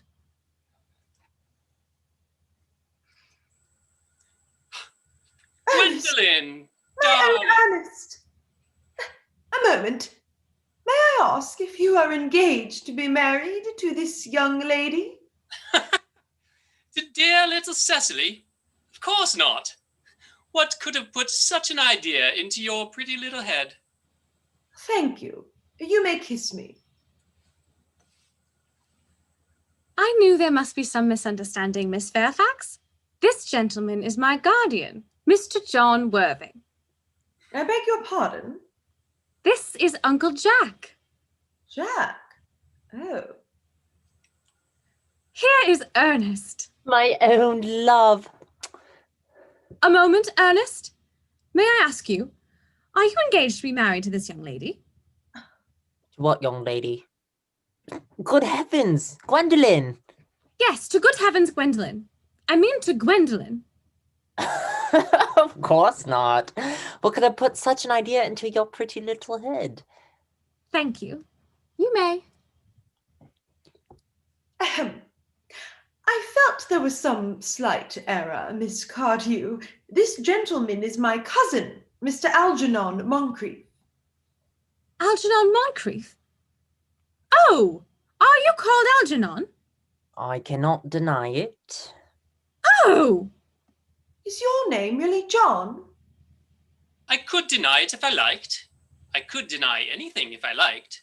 But my name certainly is John. It has been John for years.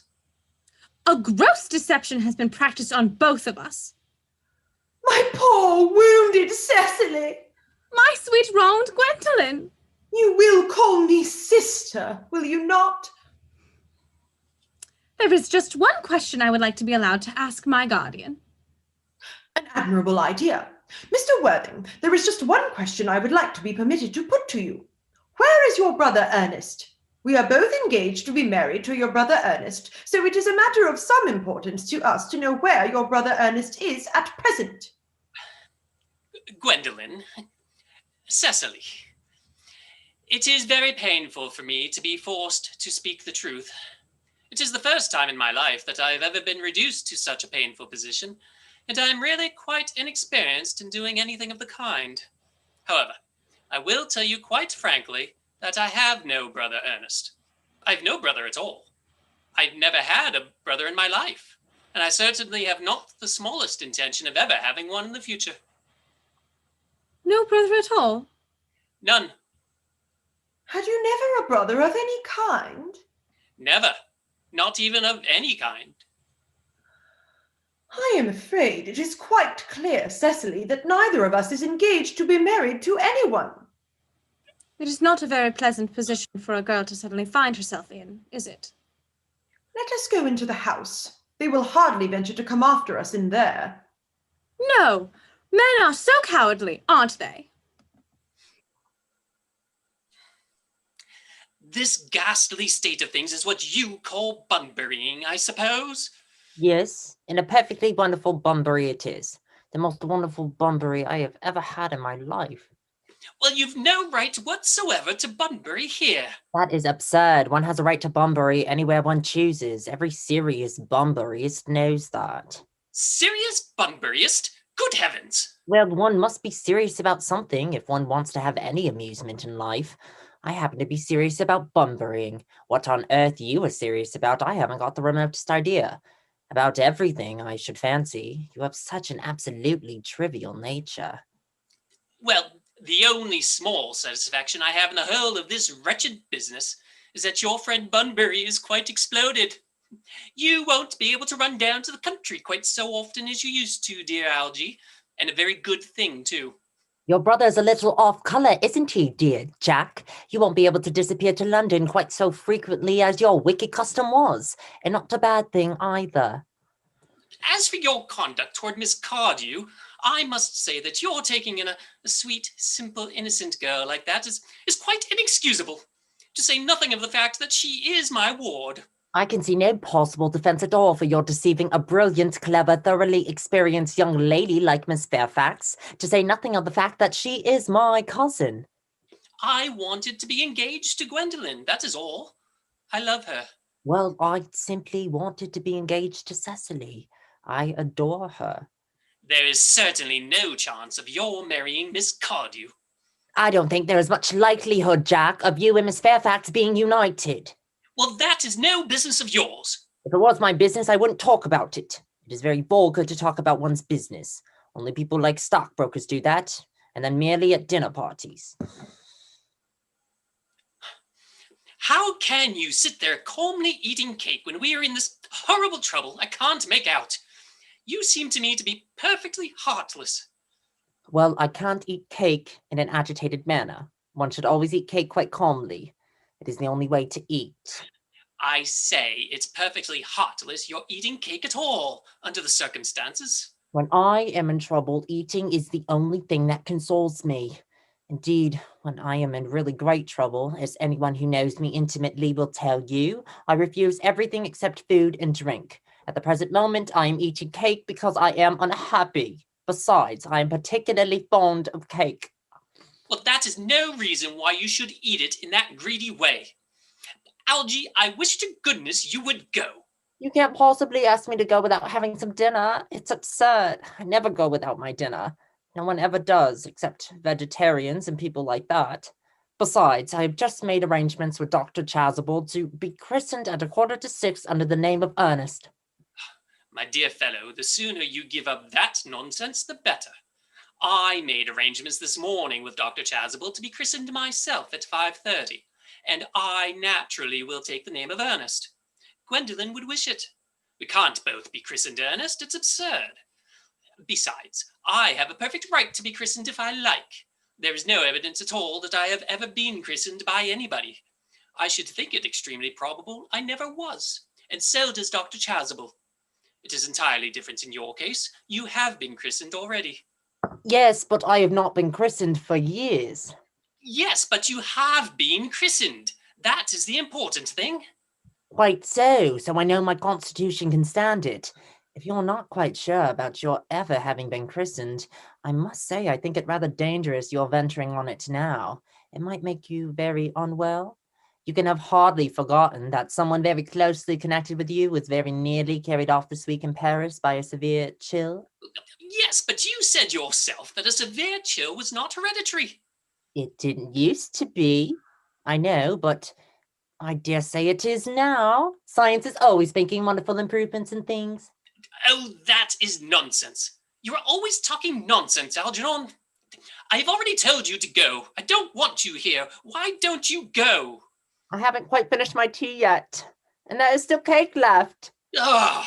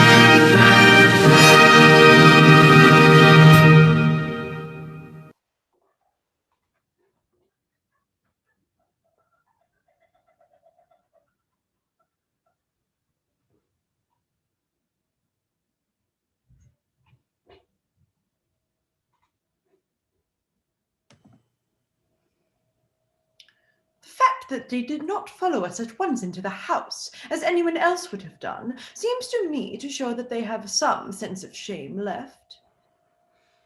They have been eating cake. That looks like repentance. They don't seem to notice us at all. Couldn't you cough? But I haven't got a cough. They're looking at us! What effrontery! They're approaching. That's very forward of them. Let us preserve a dignified silence. Certainly. It is the only thing to do now.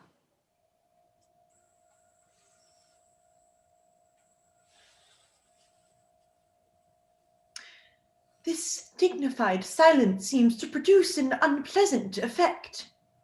A most distasteful one. But we will not be the first to speak. Certainly not. Mr. Worthing, I have something very particular to ask you. Much depends on your reply. Gwendolyn, your common sense is invaluable. Mr. Montcrieff, kindly answer me the following question. Why did you pretend to be my guardian's brother? In order that I might have an opportunity of meeting you. That certainly seems a satisfactory explanation, does it not? Yes, dear, if you can believe him. I don't. But that does not affect the wonderful beauty of his answer. True. In matters of grave importance, style, not sincerity, is the vital thing. Mr. Worthing, what explanation can you offer to me for pretending to have a brother? Was it that in order that you might have an opportunity of coming up to town to see me as often as possible? And you doubt it, Miss Fairfax? I have the gravest doubts upon the subject, but I intend to crush them. This is not the moment for German skepticism. The explanations appear to be quite satisfactory, especially Mr. Worthing's. That seems to me to have the stamp of truth upon it. I am more than content with what Mr. Montcrieff said. His voice alone inspires one with absolute credulity. Then you think we should forgive them? Yes. I mean, no. True, I had forgotten. There are principles at stake that one cannot surrender. Which of us should tell them? The task is not a pleasant one. Could we not both speak at the same time? An excellent idea. I nearly always speak at the same time as other people. Will you take the time from me? Certainly. Your Christian names are still an insuperable barrier. That is all. Our Christian names? Is that all? But we are going to be christened this afternoon. For my sake, you are prepared to do this terrible thing? I am. To please me, you are ready to face this fearful ordeal? I am. How absurd to talk of the equality of the sexes! Where questions of self-sacrifice are concerned, men are infinitely beyond us. We are. They have moments of physical courage which we women know absolutely nothing. Darling. Darling.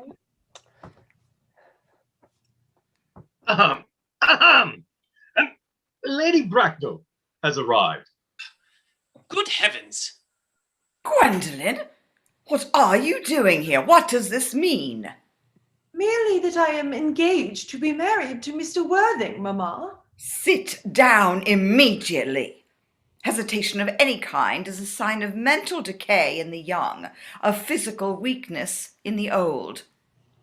Apprised, sir, of my daughter's sudden flight by her trusty maid, whose confidence I purchased by means of a small coin, I followed her at once by luggage train. Her unhappy father is, I'm glad to say, under the impression that she is attending a more than usually lengthy lecture by the University Extension Scheme on the influence of a permanent income on thought. I do not propose to undeceive him. Indeed, I have never undeceived him on any question. I would consider it wrong. But of course, you will clearly understand that all communications between yourself and my daughter must cease immediately from this moment. On this point, as indeed on all points, I am firm. I am engaged to be married to Gwendolyn, Lady Bracknell. You are nothing of the kind, sir. And now as regards Algernon. Algernon! Yes, Aunt Augusta. May I ask if it is in this house that your invalid friend Mr. Bunbury resides? Oh, no, Bunbury doesn't live here. Bunbury is somewhere else at present. In fact, Bunbury is dead. Dead? When did Mr. Bunbury die? His death must have been extremely sudden. Oh, I killed Bunbury this afternoon. I mean, poor Bunbury died this afternoon. What did he die of? Bunbury? Oh, he was quite exploded. Exploded? Was he the victim of a revolutionary outrage? I was not aware that Mr. Bunbury was interested in social legislation. If so, he is well punished for his morbidity. My dear Aunt Augusta, I mean, he was found out. The doctors found out that Bunbury could not live. That is what I mean. So Bunbury died. He seems to have had great confidence in the opinion of his physicians. I'm glad, however, that he made up his mind at the last to some definite course of action and acted under proper medical advice. And now that we have finally got rid of this Mr. Bunbury, may I ask, Mr. Worthing, who is that young person whose hand my nephew Algernon is now holding in what seems to me a peculiarly unnecessary manner? That lady is Miss Cecily Cardew, my ward. I'm engaged to be married to Cecily, Aunt Augusta. I beg your pardon? Mr. Montcrieff and I are engaged to be married, Lady Bracknell. I do not know whether there is anything peculiarly exciting in the air of this particular part of Hertfordshire, but the number of engagements that go on seems to me considerably above the proper average that statistics have laid down for our guidance. I think some preliminary inquiry on my part would not be out of place. Mr. Worthing, is Miss Cardew at all connected with any of the larger railway stations in London? I merely desire information. Until yesterday, I had no idea that there were any families or persons whose origin was a terminus. Miss Cardew is the granddaughter of the late Mr. Thomas Cardew of 149 Belgrave Square, Southwest, Gervais Park, Dorking, Surrey, and the Spurren, Fifeshire, Scotland. That sounds not unsatisfactory. 3 addresses always inspire confidence, even in tradesmen. But what proof have I of their authenticity? I have carefully preserved the court guides of the period. They are open to your inspection, Lady Bracknell. I have known strange errors in that publication. Miss Cardew's family solicitors are Messrs. Markby, and Markby. Markby and Markby, a firm of the highest position in their profession. Indeed, I am told that one of the Mr. Markbys is occasionally to be seen at dinner parties. So far, I am satisfied. How extremely kind of you, Lady Bracknell. I have also in my possession, you will be pleased to hear, certificates of Miss Cardew's birth, baptism, whooping cough, registration, vaccination, confirmation, and the measles, both the German and the English variety.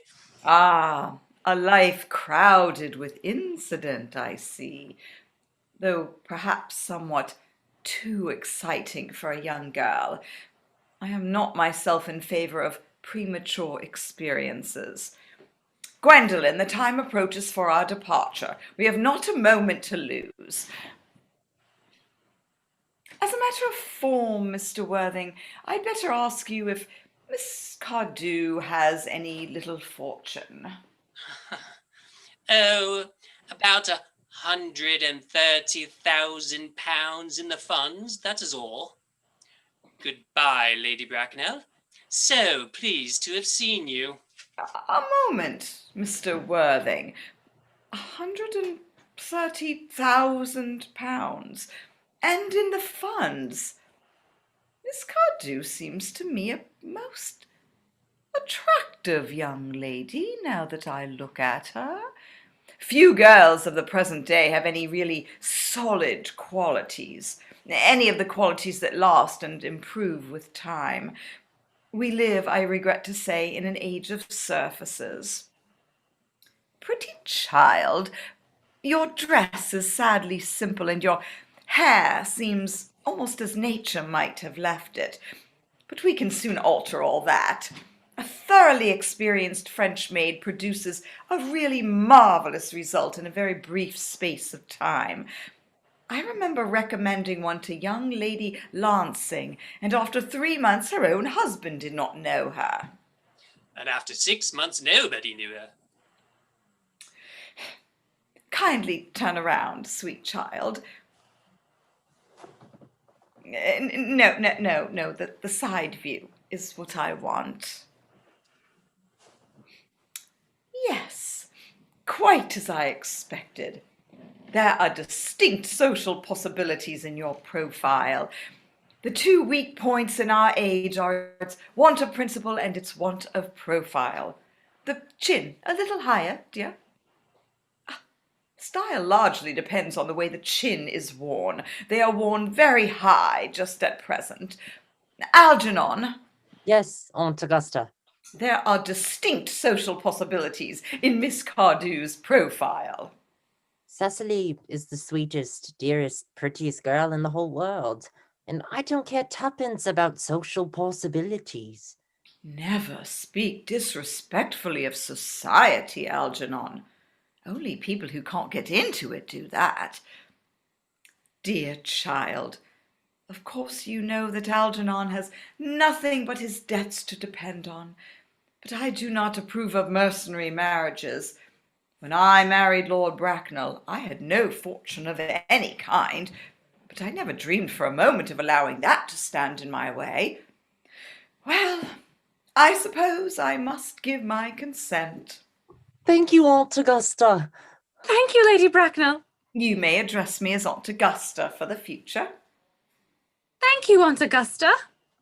The marriage, I think, had better take place quite soon. Thank you, Aunt Augusta. Thank you, Aunt Augusta. To speak frankly, I am not in favor of long engagements. They give people the opportunity of finding out about each other's character before marriage, which I think is never advisable. I beg your pardon for interrupting you, Lady Bracknell, but this engagement is quite out of the question. I am Miss Cardew's guardian, and she cannot marry without my consent until she comes of age. That consent I absolutely decline to give. Upon what grounds, may I ask? Algernon is an extremely, I may almost say an ostentatiously eligible young man. He has nothing, but he looks everything. What more can one desire? It pains me very much to have to speak frankly to you, Lady Bracknell, about your nephew. But the fact is that I do not approve at all of his moral character. I suspect him of being untruthful. Untruthful? My nephew, Algernon? Impossible. He is an Oxonian. I fear there can be no possible doubt about the matter.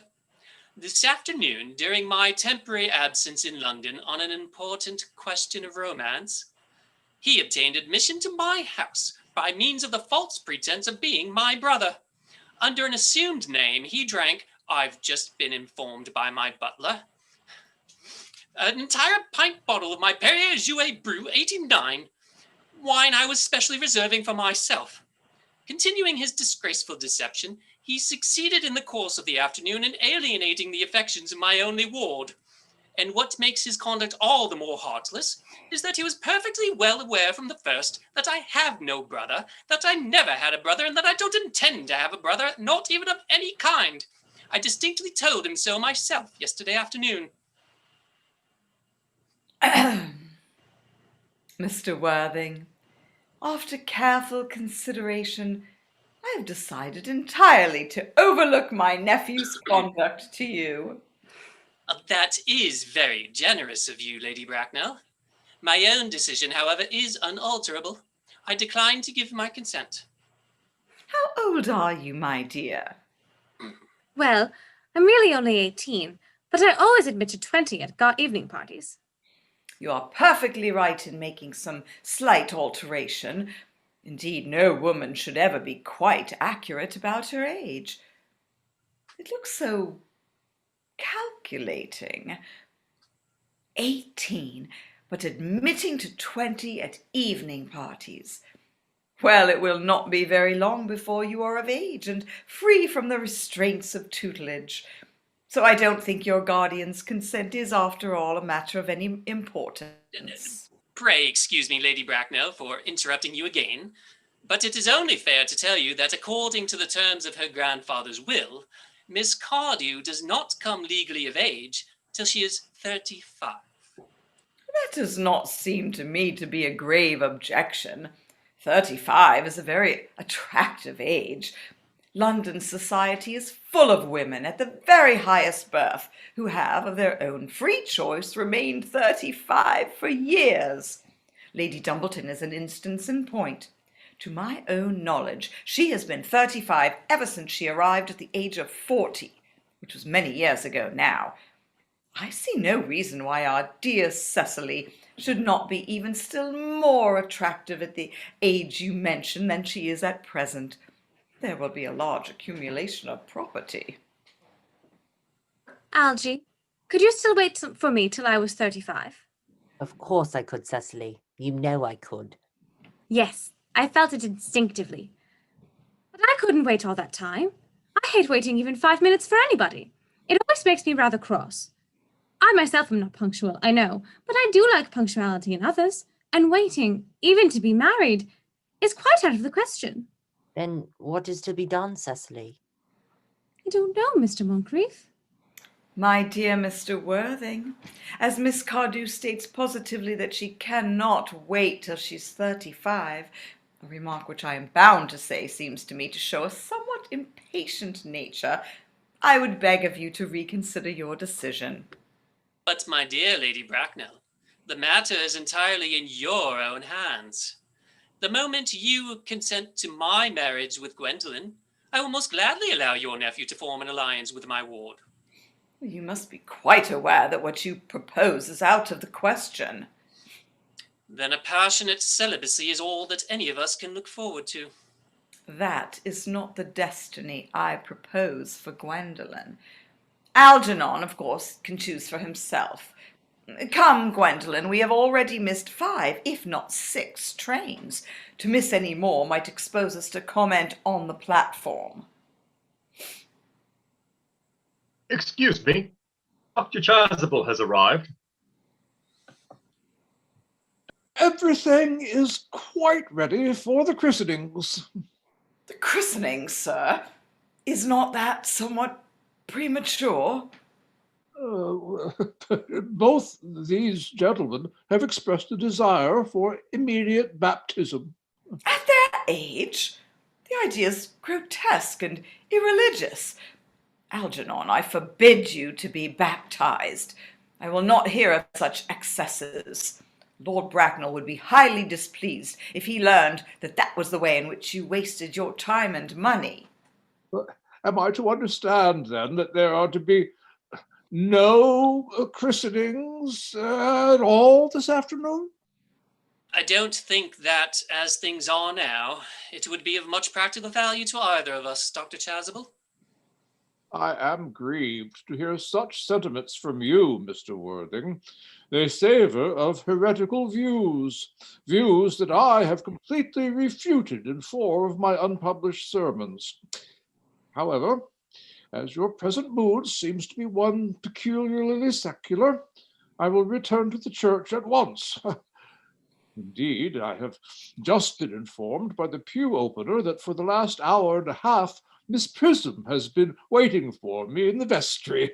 Miss Prism? Did I hear you mention a Miss Prism? Yes, Lady Bracknell, I'm on my way to join her. Pray allow me to detain you for a moment. This matter may prove to be one of vital importance to Lord Bracknell and myself. Is this Miss Prism a female of repellent aspect, remotely connected with education? She is the most cultivated of ladies, and the very picture of respectability. It is obviously the same person. May I ask what position she holds in your household? I am a celibate, madam. Miss Prism, Lady Bracknell, has been for the last 3 years Miss Cardew's esteemed governess and valued companion. In spite of what I hear of her, I must see her at once. Let her be sent for. She approaches. She is nigh. Miss Prism! I was told you expected me in the vestry, dear Canon. I have been waiting for you there for an hour and 3/4. Prism! Come here, Prism. Prism, where is that baby? What? Baby? What was that? What baby? Oh, 28 years ago, Prism, you left Lord Bracknell's house, number 104, Upper Grosvenor Street, in charge of a perambulator that contained a baby of the male sex. You never returned. A few weeks later, through the elaborate investigations of the Metropolitan Police, the perambulator was discovered at midnight, standing by itself in a remote corner of Bayswater. It contained the manuscript of a 3-volume novel of more than usually revolting sentimentality. But the baby was not there. Prism, where is that baby?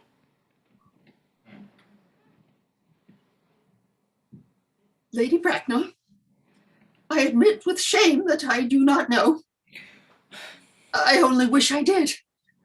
The plain facts of the case are these. On the morning of the day you mention, a day that is forever branded in my memory, I prepared as usual to take the baby out in its perambulator. I had also with me a somewhat old but capacious handbag in which I had intended to place the manuscript of a work of fiction that I had written during my few unoccupied hours. In a moment of mental abstraction for which I can never forgive myself, I deposited the manuscript in the perambulator and placed the baby in the handbag. But where did you deposit the handbag? Do not ask me, Mr. Worthing. Miss Prism, this is a matter of no small importance to me. I insist on knowing where you deposited the handbag that contained that infant. I left it in the cloakroom of one of the larger railway stations in London. What railway station? Victoria. The Brighton line. I must retire to my room for a moment. Gwendolyn, wait here for me. You are not too long. I will wait here for you all my life. What do you think this means, Lady Bracknell? I dare not even suspect, Dr. Chasuble. I need hardly tell you that in families of high position, strange coincidences are not supposed to occur. They are hardly considered the thing.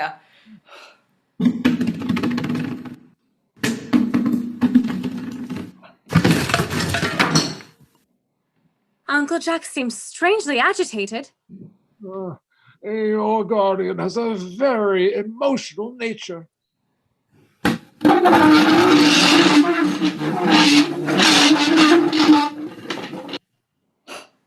That noise is extremely unpleasant.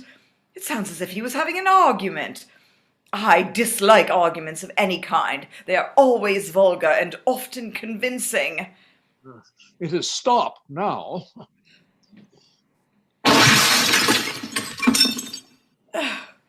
I wish he would arrive at some conclusion. This suspense is terrible. I hope it will last. Is this the handbag, Miss Prism? Examine it carefully before you speak. The happiness of more than one life depends on your answer.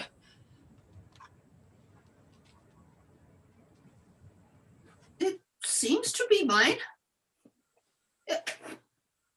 Yes, here is the injury it received through the upsetting of a Gower Street omnibus in younger and happier times. Here is the stain on the lining caused by the explosion of a temperance beverage, an incident that occurred at Leamington. And here on the lock are my initials. I had forgotten that in an extravagant mood I had them placed there. The bag is undoubtedly mine. I am delighted to have it so unexpectedly returned to me. It has been a great inconvenience being without it all these years. Miss Prism, more is restored to you than this handbag. I was the baby you placed in it. You? Yes, Mother. What is Mr. Worthing, I am unmarried. Oh, that is just... Unmarried? I do not deny that as a serious blow. But after all, who has the right to cast a stone against one who has suffered? Cannot repentance wipe out an act of folly? Why should there be one law for men and another for women? Mother, I forgive you. Mr. Worthing, there is some error. There is the lady who can tell you who you really are. Lady Bracknell, I hate to seem inquisitive, but would you kindly inform me who I am? You are the son of my poor sister, Mrs. Montcrieff, and consequently Algernon's elder brother. Algy's elder brother? Then I have a brother after all. I knew I had a brother. I always said I had a brother. Cecily, how could you have ever doubted that I had a brother? Dr. Chasuble, my unfortunate brother. Miss Prism, my unfortunate brother. Gwendolyn, my unfortunate brother. Algy, you young scoundrel, you will have to treat me with more respect in the future. You've never behaved to me like a brother in all your life. Well, not till today, old boy, I admit. I did my best, however, though I was out of practice. I own. But what own are you? What is your Christian name now that you have become someone else? Good heavens, I had quite forgotten that point. Your decision on the subject of my name is irrevocable, I suppose? I never change, except in my affections. Noble nature you have, Gwendolyn. Then the question had better be cleared up at once. Aunt Augusta, a moment. At the time when Miss Prism left me in the handbag, had I been christened already?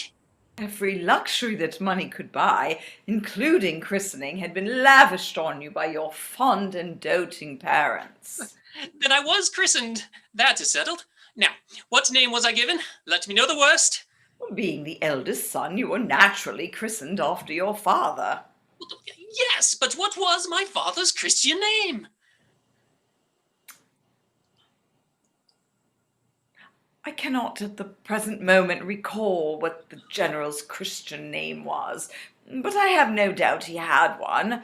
He was eccentric, I admit, and that was the result of the Indian climate and marriage and indigestion and other things of that kind. Algy, can't you recall what our father's Christian name was? My dear boy, we were never even on speaking terms. He died before I was a year old. His name would appear in the army list of the period, I suppose, Aunt Augusta? The general was essentially a man of peace, except in his domestic life. But I have no doubt his name would appear in any military directory. The army lists of the last 40 years are here. These delightful records should have been my constant study.